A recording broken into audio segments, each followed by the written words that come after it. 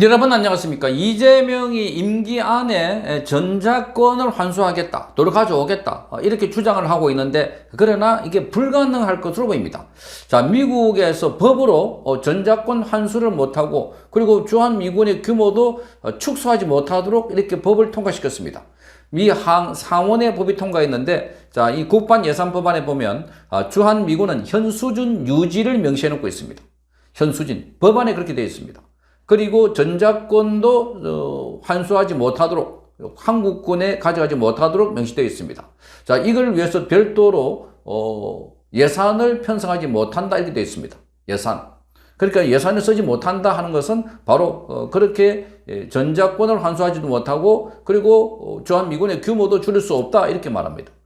자, 이것은 이재명 체제가 아주 불안정해 보이고, 그래서 온갖 방법과 수단을 동원해서, 자, 이 주한미군 규모도 축소하고, 나중에는 전작권도 가져가가지고 한국을 아주 위험에 빠뜨릴 것으로 보고, 그렇게 해서 미리 선제적으로 대응하고 있다 하는 지적들이 나오고 있습니다.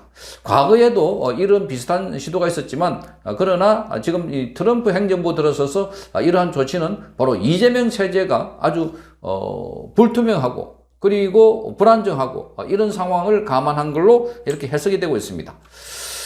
자, 미 의회 법안 정보 시스템에 게시된 이 국방 예산 법안, 이 NDAA라고 합니다. 국방 예산 법안 상원 통과본의 전문에는 주한미군의 병력을 총 28,500명 미만으로 감축하는데 예산을 지출할 수 없다, 이렇게 명시되어 있습니다.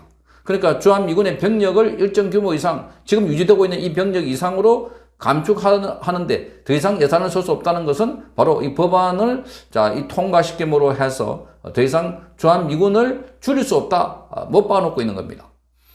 그리고 한미연합사령부가 전시작전 통제권을 한국군 주도로 완전히 전환하는데 예산도 사용할 수 없다, 이렇게 내용도 포함되어 있습니다. 그러니까 이재명이 임기 동안 안에 전작권을 가져온다, 그래서 우리의 독립적인 국가 위치를 되살린다, 이런 이야기를 하고 있는데 그것도 안 된다, 이렇게 말하고 있습니다. 자, 핵심의 주체는 미국입니다. 미국에서 법으로 딱 이렇게 막아놨기 때문에, 그럴 경우에 한국에서 아무리 애를 쓴다고 하더라도 자, 법에서 안 되기 때문에 불가능하다, 이렇게 나오면 할 수 없다는 겁니다. 자, 주한미군을 감축하거나 전작권을 이양할 경우에 국방부 장관, 그리고 주한미군 사령관, 인도태평양 사령관, 국무장관, 그리고 국가정보국장과 협의를 거친 인정서와 평가 보고서를 의회에 제출하도록 했습니다. 그러니까 법으로 안 된다고 해놔놓고, 그거를 계속 추진할 경우에는 이렇게 아주 복잡한 인정서와 평가 보고서를 의회에 제출하라, 이렇게 했습니다. 사실상 틀어막은 겁니다. 안 된다는 겁니다. 인정서는 주한미군 감축 또는 전작권 전환이 미국의 국가 안보 이익에 부합하고, 그리고 한국과 일본, 그리고 유엔사의 병력을 파견한 오방국들과 충분한 협의를 거쳤다는 내용이 명시되어야 한다는 겁니다. 자, 그러니까 여기 보면 지금 주한미군을 감축하거나 전작권을 다시 돌려줄 경우에는 미국의 국가 이익에 부합된다, 미국으로 봐서는 국가 이익이 된다, 거기다가 한국, 일본, 그리고 유엔사의 병력을 파견한 우방국들, 다른 나라들, 유엔군을 포함해서 우방국들, 여기들과도 충분한 협의를 거쳤다는 내용이 포함되어 있어야 한다.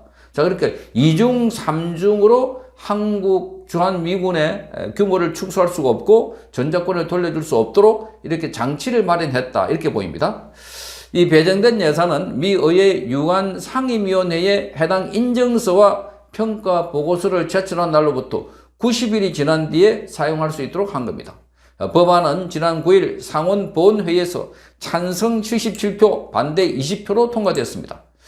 자, 주한미군 감축의 예산 사용을 금지하는 조항은 트럼프 1기 시기인 2019년부터 2021년 회계연도에도 포함이 되었습니다. 이후에 전임 바이든 행정부에서 그런 우려가 해소되면서 사라졌다가 트럼프 대통령이 재집권하면서 다시 등장한 겁니다. 그러니까 과거에 트럼프가 1기 때도 주한미군 철수 이야기 나오니까 상원에서 이걸 견제하기 위해서 그렇게 했는데, 이번에도 마찬가지입니다. 자, 이번에는 트럼프는 이재명을 겨냥해가지고 그런 카드를 내지 않을까. 그러니까 이재명이 하도 뭔가 꼼수를 부리고 친중 정책을 펴니까 아예 트럼프가 주한 미군의 감축이나 또는 전작권 회수 관련해서 트럼프가 그 맞대응하는 카드를 낸다고 하더라도 자, 미국에서 의회에서 그 법안을 만들어 가지고 통과시켰기 때문에 불가능하다 이렇게 됩니다. 자, 지난달 10일 하원에서 통과된 국방 예산 법안에서도 이렇게 되어 있습니다. 국방장관은 인도 태평양 지역 안에 동맹과 파트너 국가들과 협력을 계속 강화해야 된다 이렇게 되어 있습니다. 자, 한미 동맹 강화 그리고 28,500명 규모의 주한미군을 유지해야 된다. 그리고 확장 억제 제공에 대한 약속 등이 명시되어 있습니다. 자, 그래서 상원과 하원은 이 조정위원회를 거쳐서 최종안을 도출하게 되고 최종본은 트럼프 대통령의 서명과 공포를 거쳐서 법으로 제정된다는 겁니다. 법으로. 자, 그러니 이런 법안이 제정되면은 주한미군 철수나 그리고 자, 이 주한미군뿐만 아니라 이 전작권 환수 이재명 공언대로 자, 지금 더불어민주당 안에서는 자, 이 자주파라는 자들이 계속해서 우리가 가져와야 된다. 그래서 우리의 주권 국가임을 보여야 된다. 이렇게 말하고 있는데 사실 전작권을 가져온다는 것은 엄청난 규모의 부담을 한국이 다시 진다는 겁니다. 자, 미국이 전작권을 갖고 있기 때문에 그 많은 미국의 전략 자산들을 미국에서 마음대로 쓸 수 있고 유사시에 바로 미국이 반격, 공격 다 할 수 있는 겁니다. 그런데 한국에서 전작권을 갖고 있다? 자, 미국이 한국말 들을 것 같습니까? 미국에 엄청난 무기들이 있는데 그 자산들을 한국군에서 누군가가 사용하겠다고 했을 때 안 된다라고 하면 어떻게 할 겁니까? 그러니 자, 미국이 전작권을 행사한다는 것은 바로 주한미군의 지위가 그만큼 확고하다 하는 것이고 자, 주한미군의 규모를 더 이상 줄일 수 없다 법으로 제정했기 때문에 자, 그 어떠한 상황이 온다고 하더라도 주한미군의 지위는 안정적으로 유지될 수 있다 하는 겁니다. 지난번에 미국에서 지금 군 병력 제도를 3-2-1 제도로 바꾸면서 정상화라고 했습니다.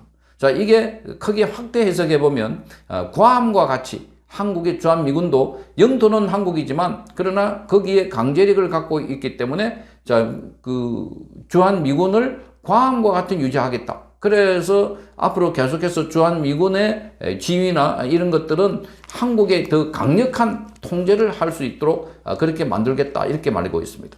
자, 그러니까 지금은 이재명 정권이 친중으로 기울고 있고 중국의 말하자면 초한전이 계속되고 있고 한계가 없는 전쟁, 하이브리드 전쟁. 그렇게 해서 한국의 마구잡이로 들어와고 한국을 교란시키고 한국의 안의 내용부터 하나둘씩 제도와 법령부터 바꾸고 있는 이런 상황에서 미국은 큰 덩어리로 그래서 주한미군을 완전하게 미국이 직접 통제할 수 있는 수단을 갖고 있다. 뿐만 아니라 미국은 지금 주한미 대사도 대리대사 체제를 계속 유지하고 있습니다. 이건 일각에서는 자, 미국이 직접적으로 한국 문제를 대사를 통하지 않고 미 국무부가 직접 통제를 하겠다. 이런 의지라고 읽혀지고 있습니다. 그만큼 한국은 이재명 체제에서 위험할 수 있다. 그래서 중국의 영향력 차단시키고 미국이 독립적으로 한국에 대한 안보와 그리고 관련된 이 정세 통제 관리를 할 수 있도록 하기 위함이다. 이렇게 되어 있습니다. 거기다가 이번에 법률로 이 주한미군을 더 이상 줄일 수가 없고 특히나 전작권을 회수할 수 없도록 한 것은 자, 이재명에게는 보란듯이 미국은 우리의 길을 가린다. 그리고 자유대한민국은 절대로 미국은 포기할 수 없다. 강력한 의지를 보여준 것으로 보입니다. 성창경 TV였습니다.